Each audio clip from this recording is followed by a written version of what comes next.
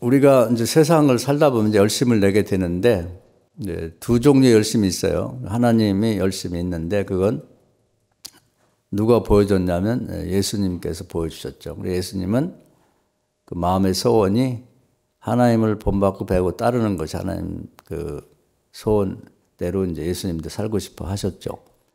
예수님의 이제 열심 내는 건 이제 구원입니다. 구원. 그래서 열심이 뭐냐? 다른 생각하지 않고 한 가지 일에 집중해서 끝까지 최선을 다하는 게 열심이다. 이렇게 되어 있습니다. 사전적인 의미는. 그래서 열심이라는 말을 우리 한번 깊이 생각할 필요가 있어요.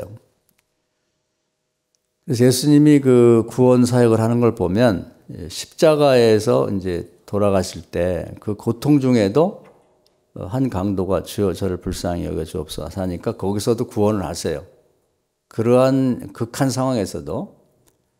그리고 이제 돌아가셔서 무덤에 3일 있는 동안에도 가만히 있질 않고 베드로서에 보면 지옥에 내려가서 그 노아 홍수 때 많은 사람들이 몰살당했죠. 노아 가족을 빼놓고는.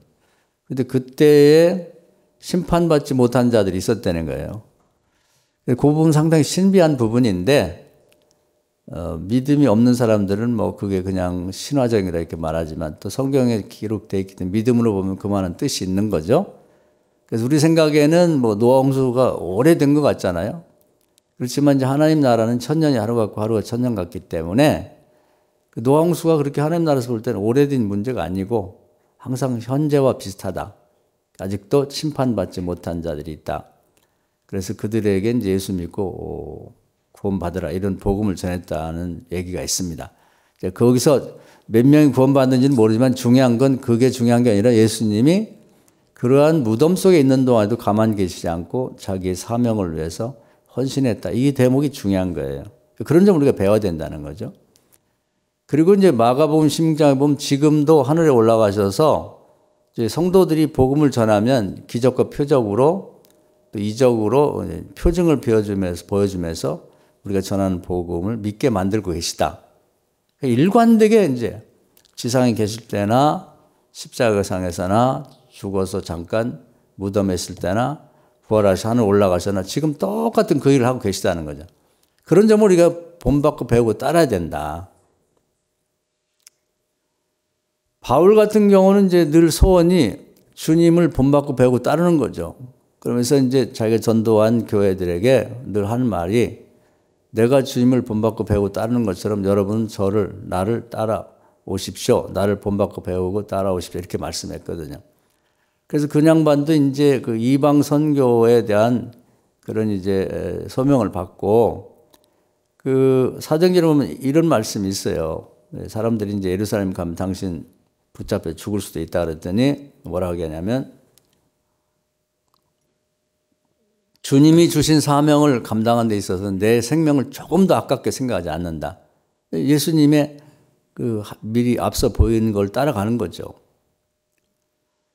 그래서 이제 그분이 뭐 소아시아에서도 뭐 여러 7개를 개척했고 또 마케도니아 또 아가야 지역, 요즘 말하는 유럽 지역에 가서도 뭐 빌립보 교회라든지 고린도 교회라든지 갈라디아 교회 같은 교회를 개척하고 나중에 이제 로마까지 갔죠. 거기서도 교회를 개척했다. 그래서 이제 그분이 그렇게 할 수 있었던 것은 고린도서에 보면 그런 얘기가 있어요. 내가 하루라도 복음을 전하지 않으면 나에게 화가 있기를 바랍니다. 저주를 내려주세요. 이제 그런 내용이죠. 그러다 보니까 이제 뭐 사람인지라 바울도 꾀가 나죠. 피곤할 때도 있고 힘들 때도 있고 배고플 때도 있고. 그렇지만 하루라도 빠르면 하나님 앞에 서운한 맹세한 게 있기 때문에 복음을 전해야 될 곳을 못 전한다 생각해서 계속 복음을 전하다 보니까 이제 많은 교회를 개척하기도 하고 전도를 했다 이렇게 볼 수가 있는 거죠. 정말 하나님의 열심으로. 하나님 얼마나 열심이냐면 이 시편에 나와 있어요. 밤에 주무시지 않고 낮에 졸지도 않는다. 그렇게 하나님이 제가 에베소 1장 11절 늘 말씀드리는데 작정하고 또 계획하고 선지자를 통해 선포하신 일에 대해서 그 이룰 때까지 쉬지를 않으신단 말이에요. 그만큼 열심이라는 거죠. 그런 걸 배워야 되는 거예요. 우리 신앙생활에서나 인생에서 그만큼 열심을 내고 있는가. 계획하고 마음에 작정하고 계획하고 그리고 선포하고 그런 일들에 대해 이제 기도 제목들 내셨잖아요. 아직 제가 보지는 못했습니다. 이제 오늘 이 제목으로 넘겨받을 텐데 그 내놓은 기도 제목에서 올해 한 해 동안 그렇게 할 것인가? 오늘 이 자리에서 하나님도 저렇게 하셨는데 주님도 저렇게 하셨는데 바울도 그렇게 했는데 나도 그렇게 해야지. 그런 결심을 하셔야 돼요. 할렐루야. 그리고 올해 변화가 되는 거예요. 잘 거 다 자고 먹을 거 다 먹고 졸을 거 다 졸고 뭘 하겠냐 이 말이에요. 하나님도 그렇게 하시는데 예수님도 했는데 바울도 했는데 적당하게 해가지고 뭐가 되리라고 생각하면 안 되는 거예요. 하나님이 이루신 일들도 보면 그렇게 밤에 주무시지 않고 낮에 졸지도 않고 일하셔서 얻은 성과라 이 말이에요. 우리 나라를 위해서 기도하든 교회를 위해 기도하든 여러분 개인이나 자녀들을 위해 기도할 때 뭐가 안 된다. 그 열심이 없어서 안 되는 거예요. 그렇게 안 하니까 안 되는 거지. 바울처럼 뒤에다 불을 달고 있듯이 정말 앉아있지 못하게 그렇게 내가 복음 안 전하면 하나님 저에게 화를 주십시오. 벌을 내리십시오. 이런 각오를 해고 나가야 되죠. 그러면 갖춘 게 없어도 괜찮아요. 우리는 바울은 대단한 사람이라. 대단한 사람 아니에요. 바울은 몸이 굉장히 약했습니다. 그리고 간질기가 있어갖고 비가 오고 이렇게 꾸무룩 가고 이제 이렇게 눈 오는 날은 막 넘어져갖고 거품도 풀고 품고 이런 사람이었어요. 또 못생겼어. 잘생긴 사람들이 전도하고. 천만의 말씀이에요. 말을 잘해야 된다. 말이 청산유수. 성경에 나와 있어요. 사람들이 평가가 글은 잘 쓰는데 말은 졸하다. 부족하다 이 말이에요. 말을 잠깐 이제 이렇게 보면 말을 좀 더듬은 것 같아. 열심히 하는 문제를 해결하고 열심히 성과를 내는 거지 인물 좋고 키 크고 건강하고 말 잘한다고 성과 내는 게 아니라 그 말이죠. 하나님이 또 예수님이 그 바울 같은 사람 택한 것도 이유가 있는 거예요. 아주 키가 크고 190 되고 인물 좋고 그냥 말 한마디 하면 그냥 사람들이 그냥 반하고 말 잘하고 목소리 좋고 그런 사람만이 전도한다고 이제 만약 바울이 그런 사람이었으면 그렇게 또 금방 생각을 해 사람들이 핑계거리를 잡는 거지. 나는 못났고 키도 작고 말도 못하고 건강도 없고 또 그럴까봐 그런 사람을 택한 거예요. 바울이 하면 누구든지 할 수 있다는 거지. 여기 바울만큼 말 못하는 사람 없을 거예요. 말 더듬는 사람 없잖아. 그래서 우리가 무엇을 위해 올해 한 해 동안 열심을 낼 건가? 하나님이 이렇게 열심히 내셨는데 여러분이 생각이 잘 안 나면 하나님도 밤에 주무시지 않고 낮에 졸지도 않고 일하셨다. 이거 한 가지만 생각하면 다른 건 생각 안 해도 될 거예요. 그럼 나도 하나님 닮아가야지. 이렇게 되는 거지. 그러면 그렇게 하나님만 열심을 내시냐 한 게 아니라 이 사탄도 열심을 내요. 사탄도. 그래서 사탄이 이제 정말 이렇게 시기 질투하고 못 봐주는 건 뭐냐면 예수 믿고 복 받은 사람을 못 봐줘요. 어떻게든지 그걸 꼬투리를 잡아갖고 무너뜨리려고 한다. 제가 최근에 새벽기도 때도 말씀 많이 드렸는데 고난이 있고 어려울 때는 한 번 기도해도 된다. 이제 적게 해도 된다 그 말이 딱 한 번 하라는 게 아니라 잘 되면 2번, 3번, 4번 기도해야 됩니다. 왜냐? 사탄이 시기 질투를 한단 말이에요. 잘 되는 꼴을 못 봐요.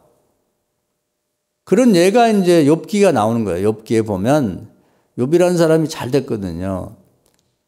재산이 요즘 말하면 재벌 정도예요. 옛날 목축업하고 이럴 때.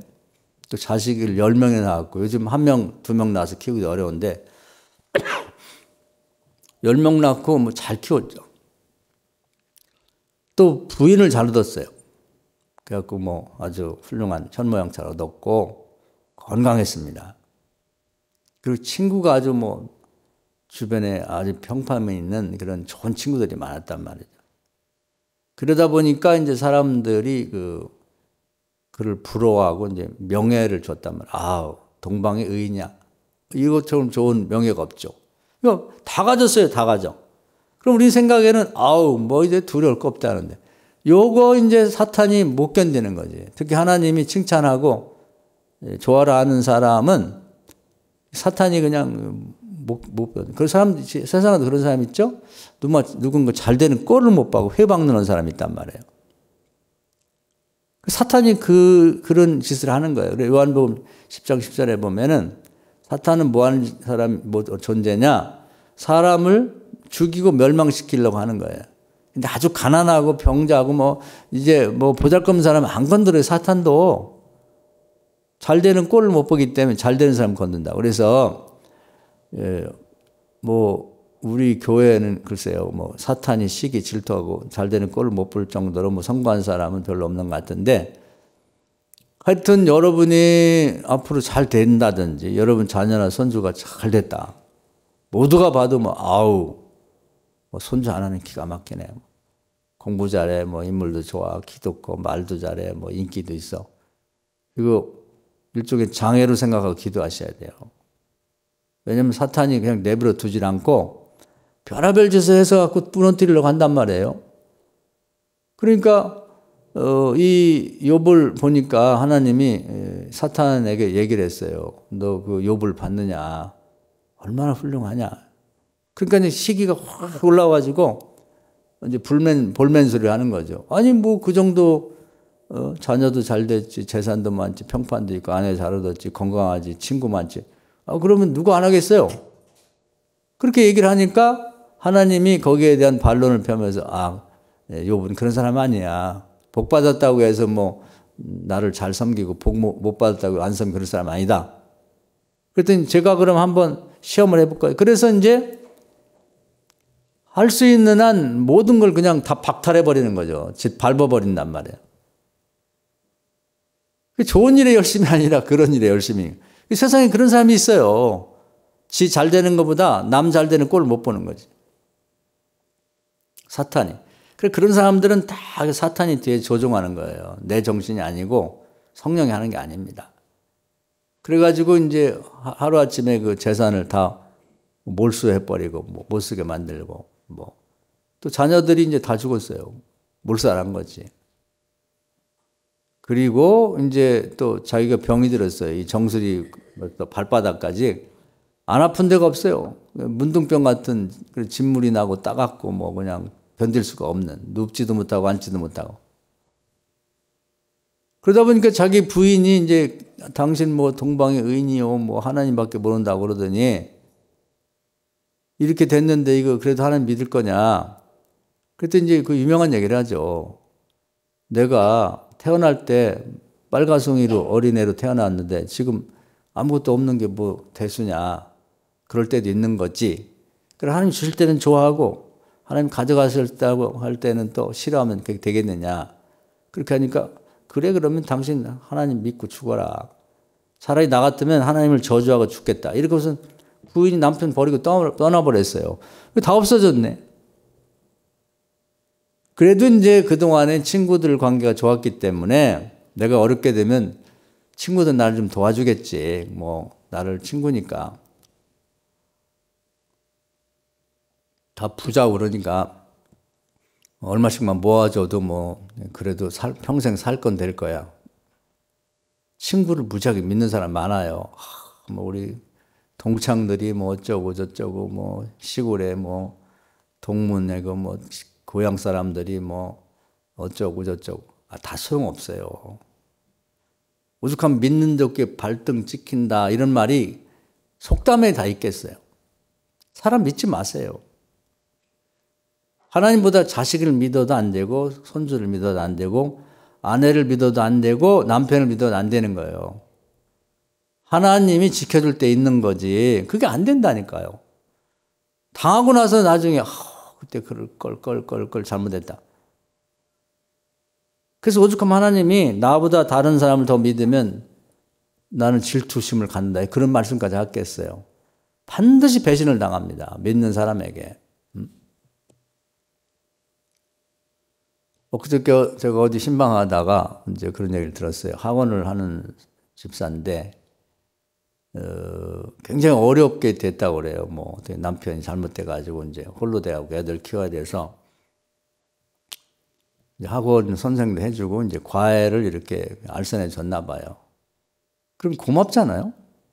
근데 그 여자가 그게 이제 가해도 어느 정도 규모가 돼서 따로 하면 뭐 인가를 받아야 되나 봐. 그런데 그러더라는 거예요. 뭐라고 하냐면 돈 내놓으라고. 몇백을 내놓으라고. 내가 안 그러면 당신 가서 고발한다고 노동청에.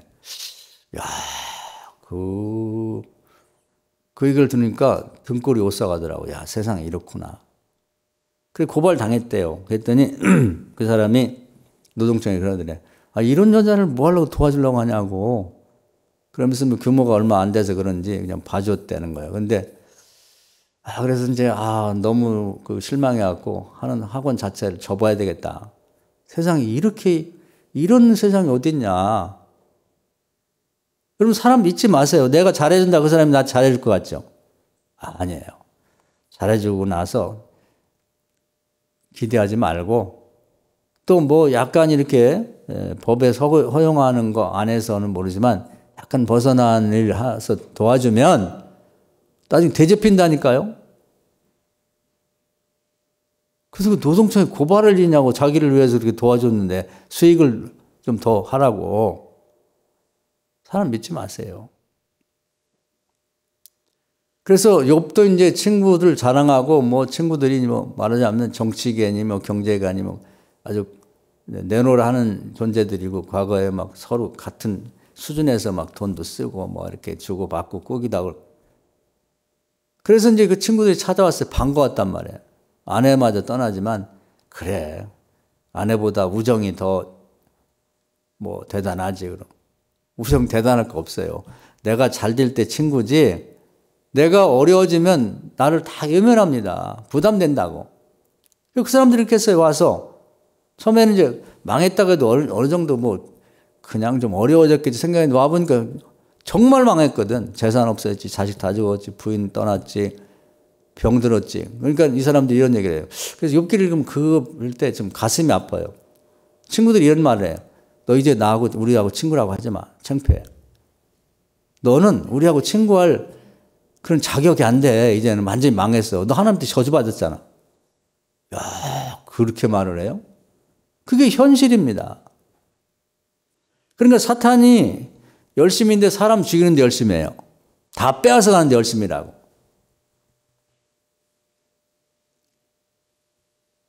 세상에 있는 사람은 이제 두 종류가 있어요. 그렇게 하나님의 열심으로 정말 사람을 살리고 예수님처럼 구원한 일에 십자가에 매달려서 그 순간까지도 구원받고 원하는 사람을 구원해주고 무덤 속에 들어가서도 구원해주고 그리고 천국에 올라가서 부활한 상태도 구원해주는데 그런 일에 열심히 바울처럼 그를 본받아서 따라서 행하는 그런 사람들이 있단 말이에요. 이런 사람을 귀하게 볼 줄 알아야 돼요. 그런 사람 눈에 들어와야 돼. 수단 방법을 가리지 않고 남을 못 살게 죽이고 그냥 뭐 말이나 생각이나 그런데 열심히 낼 필요 없어요. 사탄이 하는 짓이죠. 자기도 모르는데 뒤에서 배워서 조종하는 로봇처럼 그 짓을 하는 거지. 요즘에 우리가 느헤미야를 새벽에 공부하잖아요. 여러분 그 새벽에 참여 못하면 나중이라도 들으세요. 다 성경을 들어놓으면 그 영적으로 피가 되고 살이 되는 거예요. 세상에 다른 거 백날 봐봤자 아무 의미가 없어요.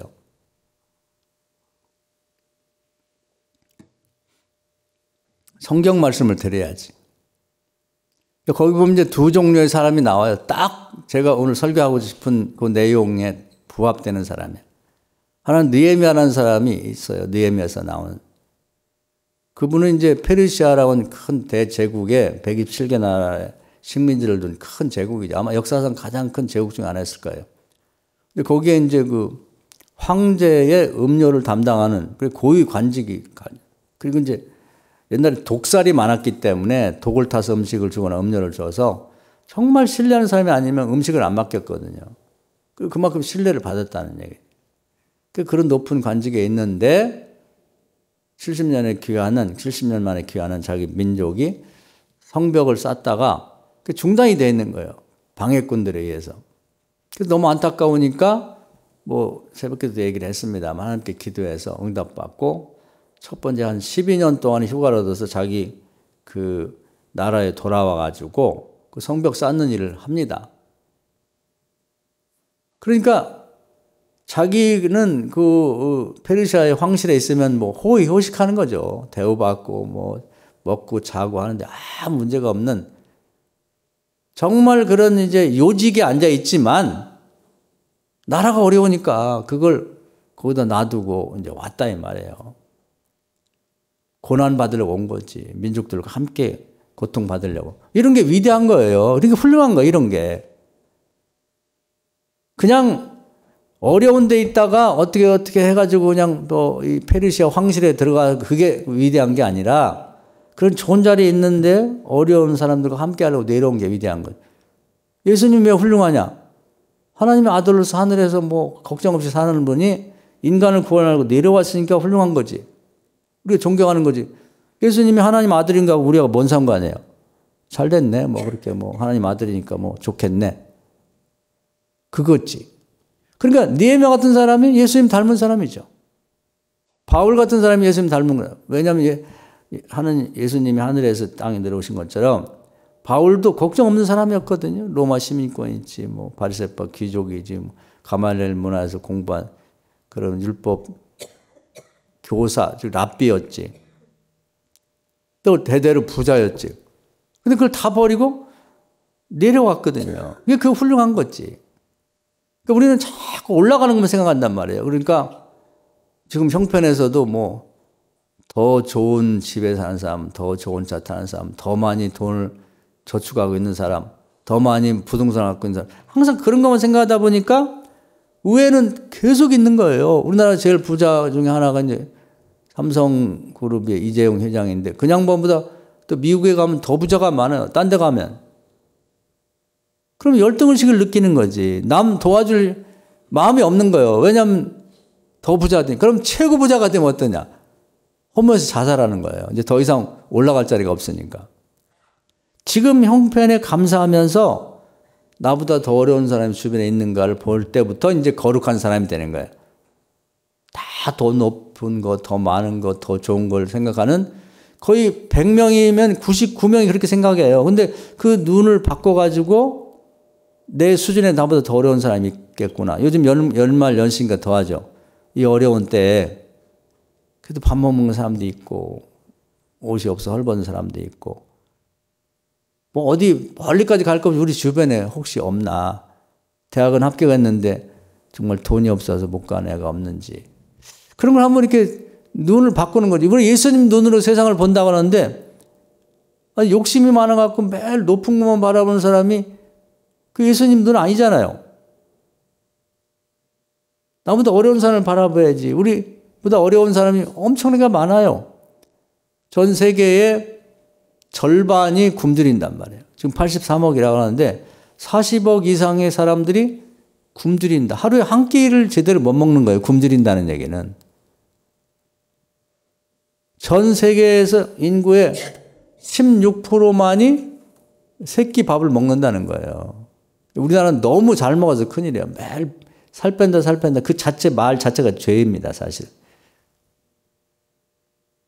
다른 나라는 지금 굶어 죽고 있는데 얼마나 많이 먹었길래 그냥 살 뺀다 그러는.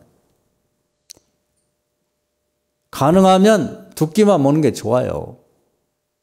사람들이 자꾸 이제 장사꾼들이 하루 세 끼 먹으라는데 우리나라도 밥 세 끼 먹은 때가 얼마 안 됐다고 그래요. 인류 전체가 밥 세 끼 먹을 때가. 없는 사람, 그래서 예수님 말씀했단 말이에요.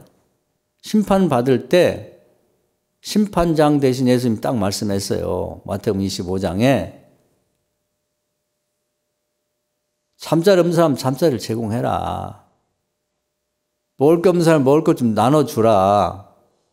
여러분 냉장고에 여러분 나눠줄 거 다 있어요. 없는 사람 없어. 옷이 두 벌이면 없는 사람 한 벌 줘라. 여러분 옷장 여러분 있잖아요. 신발 두 개면 없는 사람 주라. 없는 사람이 어디 있어요? 어떻게 한 번도 없는 사람을 생각해 본 일 없으니까. 나는 10개 갖고 있는데 20개 갖는 사람만 생각하다 보니까 맨 TV나 나온 사람 그런 자랑하는 사람이 있거든. 신발이 뭐 350컬인데 뭐 신발 하나에 뭐 500만 원짜리 있다. 그것만 자꾸 보니까 예수님의 눈으로 세상을 본 일이 없지.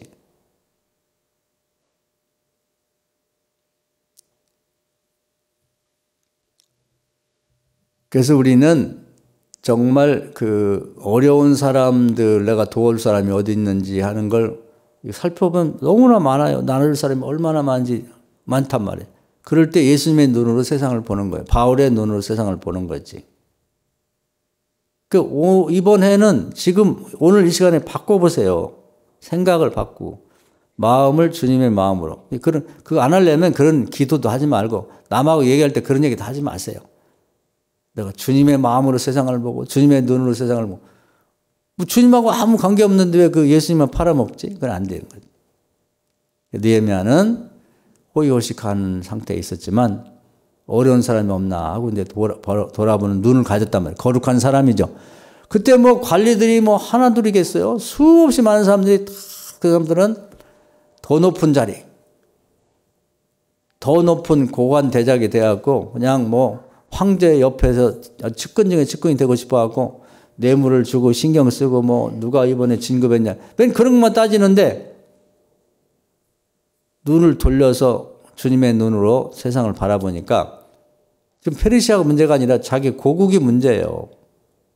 이런 사람이 돼야 되는 거죠. 다른 사람하고 구별이잖아요. 구별되는 게 거룩이라는 거예요. 거룩이라는 말 자체가 구별이라는 뜻이라. 느헤미야 하면 이름이 나왔잖아요. 그 많은 페르시아 노예로 가갖고 성공한 사람이 많은데 이름 없잖아요. 그 사람들은 왜 다 더 좋은 것만 생각하고 있으니까. 그래서 가서 이렇게 보니까 이게 중단이 돼 있어요. 그래서 이제 이 성을 쌓고 하는데 자기가 앞장을 섭니다. 일단은 그 총독이 봉급이 많아요. 녹이라고 하지, 녹. 녹이라고 하는 것은 이제 옛날 말인데 이 공무원이나 이런 사람들에게 이제 1년이나 아니면 절기별로 이렇게 뭐 물품을 준다는 먹을 것을 이제 제공하는 걸 받는 걸 녹이라고 그래요. 근데 그걸 안 받기로 했어요. 내가 받지 않고 다 이 성벽을 쌓는데 쓰겠다. 그리고 백성들이 보니까 요런 때를 이용해 가지고 가난한 사람들에게 돈을 꿔주고 고리대금업을 하는 거예요. 말이 안 되잖아요. 동족들인데. 그리고 심지어는 포도원도 팔고 집도 팔고 저당 잡히고 나중에는 자식을 노예로 파는 사람들이 종으로. 그냥 느헤미야가 그냥 불같이 화를 내면서 이게 말이 되냐. 남의 나라에 종 됐다가 지금 돌아왔는데 동족에게 종이 된다는 게 다 돌려보내. 이자놀이, 율법에 이자놀이 하지 말라겠단 말이에요. 근데 고율의 이자를 받아 어렵다고? 그리고 자기는 과거의 총리들은 막 자기 녹 정해진 것보다 봉급보다 더 많은 걸 막 이제 백성들이 고열을 싸서 그렇게 착복을 했고 또 이런 때 이제 막 헐값에 나오잖아요. 이제 가난한 사람들이 이제 뭐 저당 잡힐 때. 그럼 이제 부동산을 엄청 늘렸다는 거예요. 자기는 절대 부동산 사지 않겠다. 자기가 밥 먹을 때 자기는 살만하니까 이제 많은 이제 먹을 것을 만들어요. 그러면 가난하고 어려운 사람들 150명을 초청해서 같이 식탁에서 밥을 먹었다. 자기가 앞장을 서는 거예요. 앞장을 서.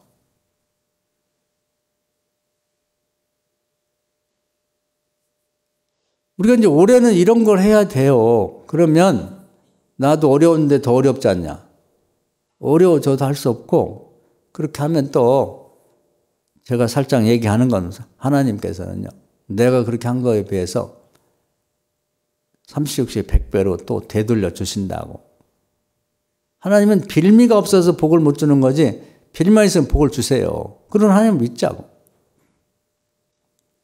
그래서 이 느헤미야는 구약으로 따지면 이제 하나님 닮고 예수님 닮고 바울 닮은 사람이에요. 말만 하고 기도만 하는 게 아니라 그 현장에 참여하는 살아있는 신앙이지. 말만 번지르는 사람 많아요. 행함이 없는 믿음은 죽은 거지. 그 자체로서 야고보서에 나왔잖아요. 그래서 남쪽 유다의 총독으로 페르시아에서 임명받은 게 이제 느헤미야예요. 그 느헤미야를 잘 배우셔야 돼요. 구약의 거의 결론에 나오는 에스라, 느헤미야, 에스더는 아주 중요한 인물이에요. 그럼 반대는 누구냐? 사탄의 앞잡이. 북쪽에 그 사마리아가 이제 완전히 망해버렸는데, 그래도 이제 거기 잔류병들이 있고, 잔류된 북쪽 사람들이 있고, 외국에서 이주해온 사람들이 있어요. 그 북쪽 사마리아 지역을 관할한 총독이 있단 말이에요. 그 산발랏이라는 자예요. 남쪽은 느헤미야고. 아, 이 자는 뭐 얼마나 간사한지 남 잘 되는 꼴을 못 보는 거예요. 그래가지고 이제 이 남쪽 느헤미야 경쟁 관계를 가져가지고 남쪽에서 그거 못하게 성벽 못 쌓도록 이제 그 페르시아 황제에게 막 이렇게 그 상소문 고발장을 써놓는데 기가 막혀요. 오죽하면 성경에 그 악한 자의 고발장을 이렇게 간사하다고 하는 걸 보여주려고 초안을 실어놨어요. 그거 읽어보면 제가 황제라도 넘어갈 것 같아. 우리 그 남쪽의 유다 백성들은 원래가 이게 배신을 잘해갖고 옛날에 바벨론을 패망한 게 배신해서 그렇다. 저들은 이제 좀 세력이 생기면은 독립하려고 그러고 또 이 큰 제국도 두려워하지 않고 저항해갖고 나중에는 그 나라를 이제 독립시키게 되면은 페르시아 황제로서는 바보짓 하는 거다. 왜냐? 아니, 돈 대주고 막 이렇게 기회 줬는데 그놈들이 이렇게 독립운동해갖고 그 땅을 이제 개발해갖고 이제 힘이 생기면 그러면 이제 황제가 소유했던 영토가 줄어들 거고 거기서 거두는 세금이 없어질 거고 남들이 생각할 때 그 페르시아 황제 바보 아냐? 도와주고 뒤통수 맞았네? 이렇게 될 거라는 내용이에요. 거기 보면 구구절절히 맞아. 그런데 이게 왜곡되어 있는 게 하나님한테 잘못해서 망한 거지 무슨 제국한테 망한 게 아니거든요. 근데 그 신앙적을 쏙 빼고 인간적인 평가만 내려서 이렇게 썼기 때문에 제가 읽으면서도 야, 진짜 이 머리를 좀 딴 데 쓰지. 정말 간사하게 써갖고 논리 정연하게 그렇게 썼기 때문에 그 성벽 재건을 중단시켜 버렸잖아요. 뭐 그 양반이야 뭐 시간이 없으니까 딱 읽고 이게 뭔 내용이야? 아 그래? 아 그럼 그만하라 그래. 이렇게 돼버린 거죠. 그리고 이것이 이제 상달이 안 될까봐 그 중간 관리들에게 뇌물을 줬다는 얘기가 나와요. 그래서 그 사람들 도움으로 이제 황제에게 산달돼서 그렇게 해서 못하게 하고, 그다음 느헤미야가 와서 이제 성벽을 쌓는단 말이에요. 근데 산발랏이라는 자가 또 혼자 안 되니까 그 유다를 둘러싼 나라가 있어요. 그러니까 북쪽에는 이제 그 산발랏이라고 하는 이제 그 사람이 이제 페르시아에서 임명된 뇌물로 산 총독이고, 남쪽에는 아라비아 사람을 또 매수를 했어요. 동쪽에는 그 암몬 사람을 또 매수를 했고, 서쪽에는 블레셋 사람을 매수해갖고 뺑 둘러싸고 공격해갖고 우리가 이제 고기몰이 하셔서 죽여버리자 이렇게 돼버린 거죠. 그러니까 그런 동안은 귀재야. 그래서 남쪽이 잘 되는 꼴을 못 보는 거예요. 옛날부터 남쪽과 북쪽은 서로 경쟁 관계에 있었는데, 그래가지고는 이제 느헤미야가 와서 이렇게 성을 막 쌓아가니까 뭐 별 비난을 하고 비웃고 막 그러다가 나중에 이제 성벽이 이제 거의 다 쌓아져가고 이제 성문만 해 달면 돼요. 성문도 이렇게 해놓고 문짝까지 따놔서 딱 갖다 붙이면 되는데, 그때 5번을 편지를 보내고 사람을 보내는 거예요. 좀 만나자. 내가 듣자니 네가 뭐 남쪽에서 이렇게 왕이 되려고 한다고 하는데 소문이 안 좋다. 그러니 내가 너를 생각해서 내가 중요한 정보를 주겠다. 그리고 내가 아는 사람이 많으니까 좀 내가 힘을 써서 너 그런 오해받지 않도록 만들겠다고. 5번을 만나는데 거기 뭐라고 되어 있냐면 다 죽이려고 하는 거예요. 평지로. 군사들이 별로 없는 거예요. 끌어내갖고. 야, 집요해, 집요해. 이게 사탄이 하는 짓이거든. 나중에는 이제 그게 안 되니까 그 예루살렘에 있는 뭐 자칭 선지자라는 자가 있는데 꽤 유명한 사람 같아요. 이 사람이 두문불출하고 안 나온대, 집에서. 걱정이 돼갖고 자기 총독이니까 한번 찾아갔어요. 그랬더니 이 사람이 뭐라고 하냐면 하나님이 그러시는데 예언하듯이, 그리고 내가 중요한 정보를 다 듣고 있는데 사람들이 당신을 죽이려고 한다. 그러니까 밖에 있다는 큰일 나니까 성전 외소라는 게 있어요. 성전이 이렇게 있으면 그 옆에 방들이 있다고. 거기다 이제 뭐 물품도 두고 뭐 이런 거 다 하는데 거기 들어가 앉아 숨어라. 가장 안전한 데가 성전 아니다. 안 그러면 밖에 돌아다니는 당신 잡히면 죽는다. 그러니까 이제 이 양반은 정확하게 하나님 법대로 살겠다는 원칙이 있기 때문에 그 얘기하는 거 고마운데 난 안 들어간다. 거기는 제사장이나 또 지정된 내위 사람만 들어가는데 내가 일반인 거기를 왜 들어가냐. 총독이 별거냐. 안 들어간다. 아니 후회할 텐데 들어가야지. 나중에 알고 보니까 그 산발랏이 매수를 해가지고 거기 들어가면 이제 거기 이제 이렇게 군인들을 투입해갖고 잡아가려고 했던 거예요. 야, 집요한데 이거 참 그 성경 읽어보면 이걸 어떻게 견뎌냈겠나. 하나님만 의지했기 때문에 견뎌낸 거죠. 거기를 보면 딱 그런 게 시대마다 이제 그런 악에 열심히 내는 사탄의 편에 서 있는 사람도 있고 또 선한 일에 열심을 내는 그리스도의 편에 선자가 있단 말이에요. 이걸 구분할 줄 알아야 되는 거예요. 그리고 우리가 선택을 해야 돼요. 어떻게 살 것인가를. 느헤미야와 산발랏을 비교해보면 딱 알 수가 있는 거죠. 그래서 이것이 가장 중요한 건 그 어떤 이 분별하는 데 중요한 요점은 두 가지를 우선 기억을 하세요. 이 설교를 한번 더 들으시고 하나님은 우리가 하나님을 닮아가는 것이 우리의 신앙의 목표인데 작정하시고 계획하고 선포하시면 밤에 주무시지 않고 낮에 졸지도 않고 그 일이 이루어질 때까지 열심으로 하신다는 거예요. 열심으로. 예수님이 그랬고 바울이 그랬고 느헤미야가 그랬고 사탄은 반대로 사람을 죽이고 멸망시키는데 남 잘 되는 꼴을 못 보고 그럼 누군가 주변에 잘 됐다 그러면 막 시기 질투 나면 사탄이 탁 달라붙습니다. 정말 조심해야 되는 거예요. 그래서 이 산발랏 같은 짓 하게 되는 거고 마귀가 욥에게 했던 짓 같은 걸 하게 되는 거거든요. 이건 선택의 문제예요. 그래서 오늘 이제 읽은 성경 본문 말씀을 보면 다시 한번 같이 읽을까요? 디도서 2장 14절. 그가 시작. 그가 우리를 대신하여 자신을 주심은 모든 불법의 소리를 속량하시고 우리를 깨끗게 하사 선한 일을 열심히 하는 자기 백성이 되게 하라며. 선한 일에 열심을 내게 하려고 한다. 왜 우리를 구원해 줬느냐? 이걸 아셔야 되는 거예요. 이것만 읽으면은 별로 와 닿는 게 없어요. 그래서 성경 전체를 이렇게 들여다보면 아, 이 얘기가 그 얘기구나 하는 걸 알 수가 있는 거죠. 사랑하는 여러분, 올해 이제 첫 주일 예배를 드립니다. 어떻게 살 건가를 결정하셔야 돼요. 그냥 살게 되면 대부분은 사탄과 비슷하게 살게 돼요.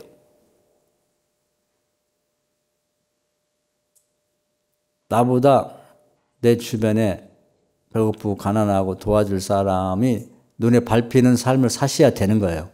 그리고 많든 적든 도와주는 삶, 따뜻하게 말 한마디라도 해주는.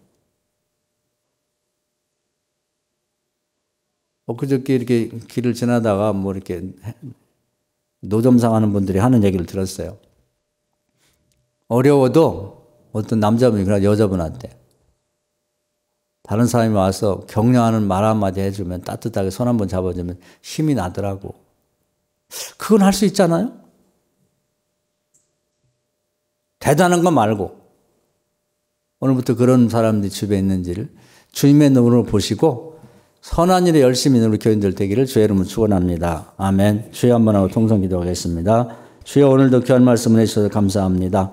주께서 우리를 구원해 주신 이유가 선한 일을 열심히 내라고 하는 뜻으로 구원해 준 줄 믿습니다. 우리가 악한 일에 열심히 내는 사람들처럼 되지 말고 주님 닮아 사는 우리 교인들 다 되어 하나님을 기쁘시게 하고 우리 삶도 풍요롭고 복되게 하여 주옵소서. 예수님의 이름으로 간절히 기도하옵나이다. 아멘.